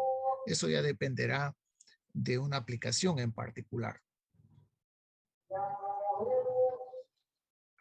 Normalmente en las industrias alimentarias se suelen usar tuberías brillantes, ¿no? Brillantes. Y eso tiene una razón, ¿no? O sea, son tuberías que son convenientemente lustradas para evitar o reducir la porosidad, ¿no? Al reducir la porosidad se evita, digamos, una posible fijación de alguna colonia de bacterias, ¿no? O sea, brillante, brillante, una superficie totalmente lisa, ¿no? Tiene sus características y condiciones, ¿no? O sea, se puede tener tuberías, una misma especificación de distinto diámetro, ¿no? Pero para distinto nivel de presión. Bueno, aquí pueden ver ustedes diámetros en milímetros y los espesores, ¿no? Algunos espesores, ¿no? Solamente para tener una idea, ¿no? También hay, la tabla es mucho más grande, ¿no? Hay unos que incluyen el peso, peso por unidad de longitud, y eso también ayuda a saber si la tubería, digamos, en alguna una instalación distinta va a estar, vamos a decir, sobre una estructura, saber qué peso va a haber.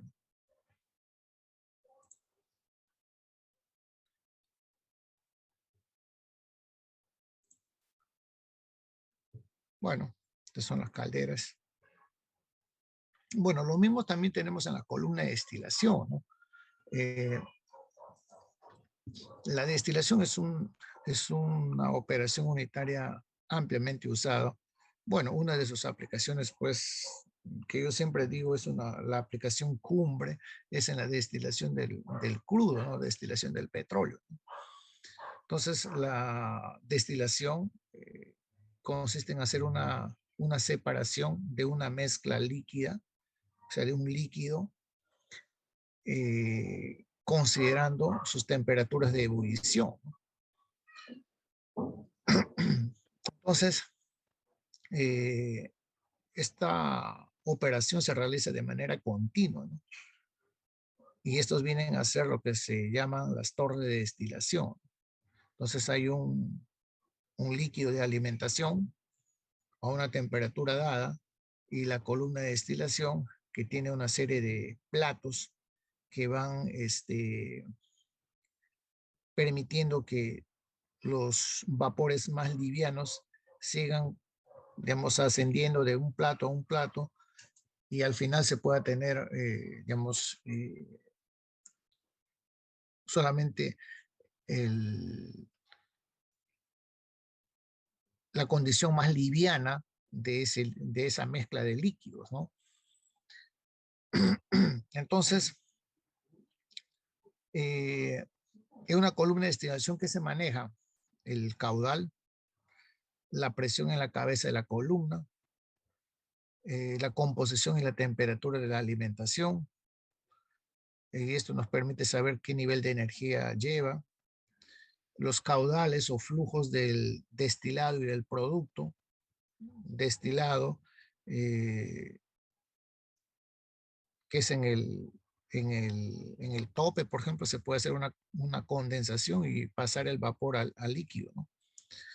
Y bueno, dependiendo de cuán complejo sea la destilación, como en el caso del crudo, se pueden obtener distintos cortes a distintas alturas, en distintos platos de la columna y obtener, pues, por ejemplo, gasolina, diésel, eh, querosene, solventes, etcétera, ¿no?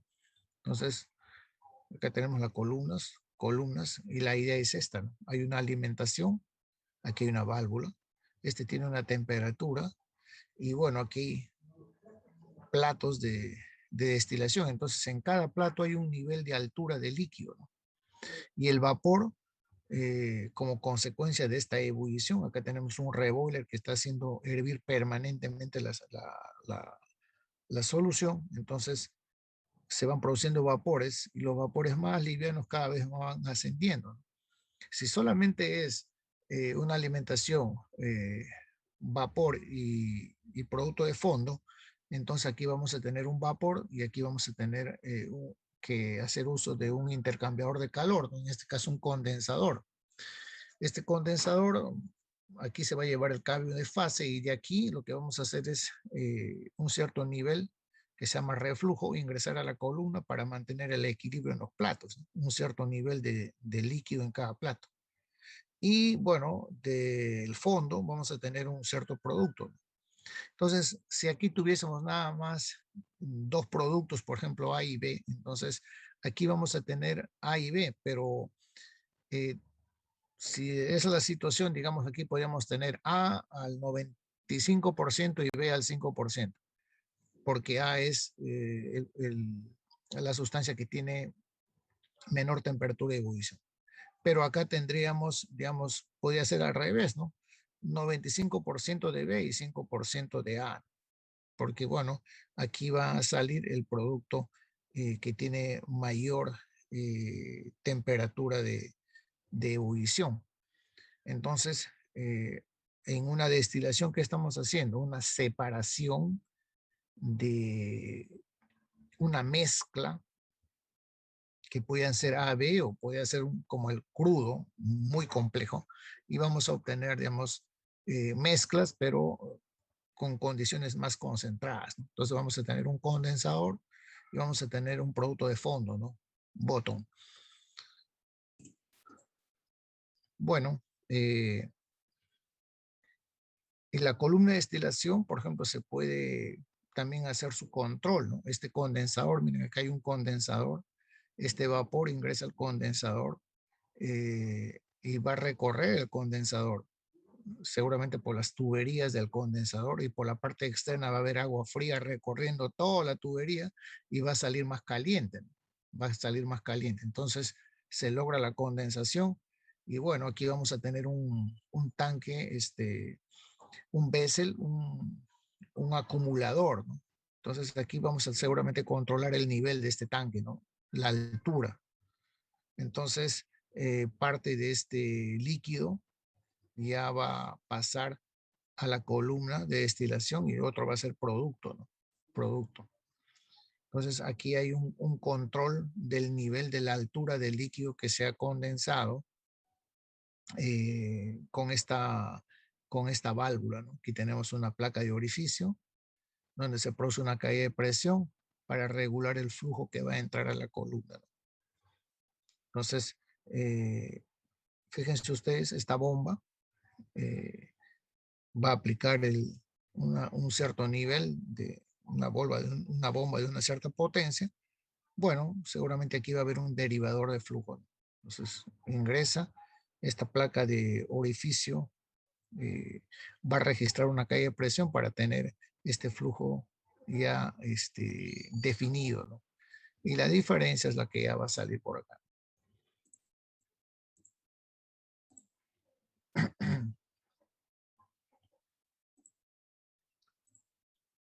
Bueno, otro equipo también que se suele usar mucho son los intercambiadores de calor.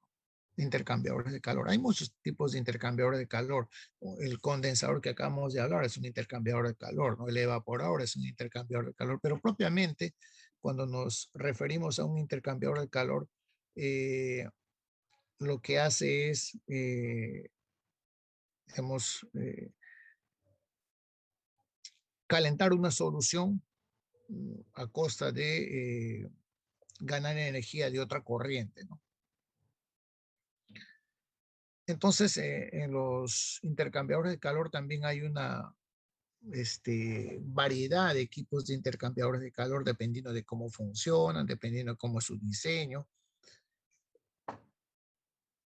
Y aquí también vamos a manejar, hay intercambiadores de calor que pueden funcionar con vapor, por ejemplo, ¿no?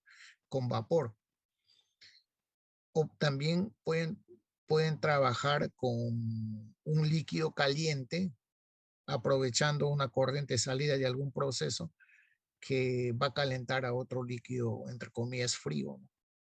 Y ya, bueno, eso ya son lo que se llamarían realizar procesos económicamente rentables, ¿no? Tratando de aprovechar cualquier línea de producto que, digamos, que podría ser útil con respecto a su energía para calentar otras líneas del proceso, ¿no?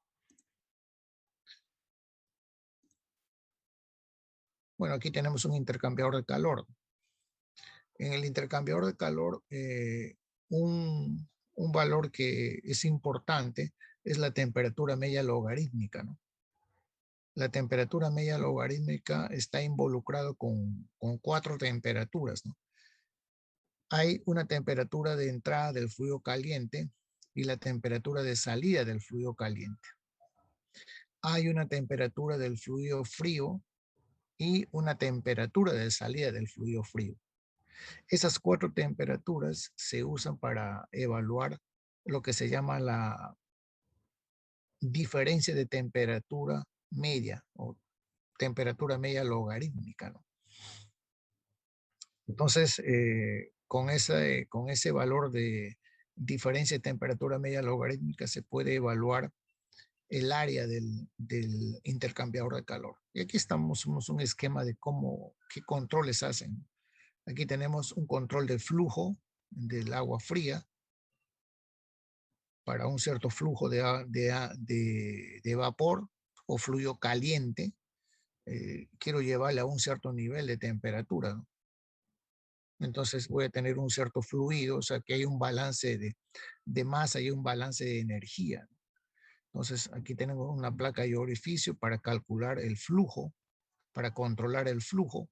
Y aquí tenemos un indicador de temperatura, ¿no? O sea, aquí ingresa, no sé, 20 grados y debería de salir, por decir, 32 grados, ¿no? De manera permanente. Entonces aquí hay un indicador de temperatura, ¿no? Que está, digamos, siendo controlado con este flujo, ¿no? Correcto, si aquí debe ser especificado 32, de acuerdo a los cálculos termodinámicos que se hacen, bueno, ¿qué pasa si es 33, no? Entonces debe haber algo, una válvula que regule ese flujo, ¿no? Para poder, ¿cómo se llama? Tener la temperatura deseada. Bueno, aquí también hay un control de temperatura, porque este ingresa como caliente y debe salir como, digamos, un fluido caliente, pero ya entre comillas frío, ¿no? Más frío. Podría ser que ingresa, no sé, a 150 y de repente sale a 90, ¿no? ¿Correcto? Bueno, esto ya son todos sus sistemas de control que se pueden aplicar para un intercambiador de calor. Bueno, ya en otros procesos industriales podemos tener pues sistemas totalmente automatizados, ¿no? Por ejemplo, en el arca continental, en el proceso de producción, en una línea como es el que se produce Coca-Cola, por ejemplo, se utilizan robots, ¿no? Robots que van organizando las botellas de las gaseosas y lo van organizando en pallets, ¿no? En pallets. Esos robots levantan, organizan todo. Es un sistema de robots, ¿no? Y ya no hay operario ahí, ¿no? Y esa es ya para hacer el pallet final, ¿no? Son sistemas inteligentes que reciben las botellas digamos, de Coca-Cola, las botellas de estas bebidas energizantes para los que realizan fisicoculturismo, todas esas cosas se hacen allí, ¿no? Y robots, así como estos, están ahí varios robots en varias líneas, ¿no? Bueno, señores, este libro sería bueno que lo puedan bajar, ¿no? Sí se puede bajar este libro de Creus, se puede bajar, que es instrumentación. Este es un muy buen libro de lo que es equipos industriales, automatización, ¿no? Esto lo pueden bajar, es muy bueno este libro de Creus. Esto no sé si lo pueden conseguir, pero me parece que en la facultad había este libro. Y esto también me parece que se puede bajar este libro.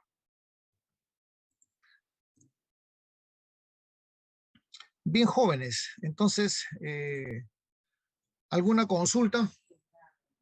Coronel Juan, ¿cómo está usted? Muy buenos días. Buenos días, profesor. No, ninguna consulta, todo claro. Carlos Daniel. Eh, Profe, ¿ese PPT lo va a subir al Uni virtual? ¿Saben los ejercicios? Está en el Uni Virtual. Yo Hay ya un PDF. mandé ya la semana antepasada, envié todas las claves de los cursos, ahí está. Si entras Profesor, ahí en el Univirtual, ahí está, en el Moodle, ¿no? Profe, lo que pasa es que profesor, está disculpe. desactualizado, creo. Sí, está desactualizado, porque lo que lo ha puesto en el capítulo 1 y en el capítulo 2, lo que No está está. presentando el PDF, no está. Ah, Solo algunas cosas. ¿sabe lo que sucede? Eh, yo no sé por qué, pero eh, la uni, no, bueno, no sé por qué se trabaja así, ¿no? La verdad que es, este Moodle empezamos a usar el 2000, cuando empezó todo este problema. Y yo ahí subí todo, y ahora dicen que la uni, yo no he recibido ninguna, este, bueno, dicen que ha habido por ahí un curso de capacitación, pero a mí nunca me ha llegado la invitación, que ahora hay otra plataforma para subir las clases. Bueno, yo no sé cuál es, no, ni algo por ahí se llama. O Neo, ¿no? Neo. Y seguramente, como ya no van a usar esa plataforma, seguramente lo están ya eliminando, ¿no? Pero yo voy a enviarles las clases, no hay problema. ¿Está bien? Profesor, disculpe, ¿lo va a enviar al delegado o lo va a subir al univirtual? No, ya no puedo subir al Univirtual, porque no sé si, porque ahí estaba todo. Yo antes sería bueno de que ingrese, ¿no? Tal vez todavía está ahí, porque yo Sí, sé que sí, la ahí, uni, sí he ingresado, profesor, sino que lo que ha presentado, algunas cosas nomás hay, pero no está completo. pero ahí debe haber capítulo 1, capítulo 2, Sí, algunas cosas si usted ven aquí yo lo modifico, a veces cosas, ¿no? Sería bueno de que también lo baje, ¿no? Pero yo voy a tratar de enviar, porque yo voy a enviar ahora el trabajo 1 para la sección A, porque el trabajo, el trabajo, el trabajo de la nota 1 va a ser una acumulación de trabajos, ¿no? Hasta el capítulo 3 en la sección A, hasta el capítulo 3 van a hacer una monografía, digamos, todo lo que se les indica ahí, y eso va a ser la nota 1, ¿no? Grupal también, ¿no? Tal que como ya en la sección A tienen su grupo, yo voy a mandar ahorita las clases y luego ya para la sección A solamente las tareas. ¿Correcto?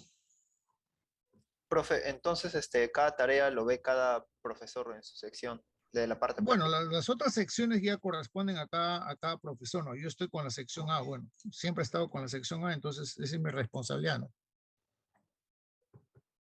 Y en la sección A ya nosotros nos hemos organizado, ya ellos tienen un trabajo que va a ser un trabajo de ciclo que vale peso 2, bueno, un, sobre un trabajo industrial que yo le he dado a algunos y que otros por ahí han elegido, un par de grupos creo que he elegido por ahí un tema, ¿no? Pero en las otras secciones ya corresponde a cada profesor. Bien, jóvenes, yo tengo que entrar al curso de fenómeno de transporte. Profesor, una consulta. ¿El parcial y final va a ser presencial? No sé, señor, hasta ahorita todavía no sé. Y si es presencial en buena hora, bueno.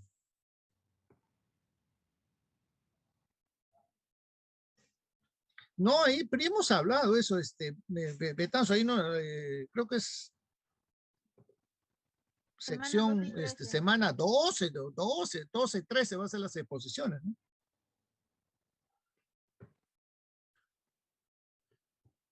Yo tengo apuntado por ahí, pero no tengo apuntado todos, ¿no? Yo solamente tengo apuntado tal semana es y ya ese es, ¿no?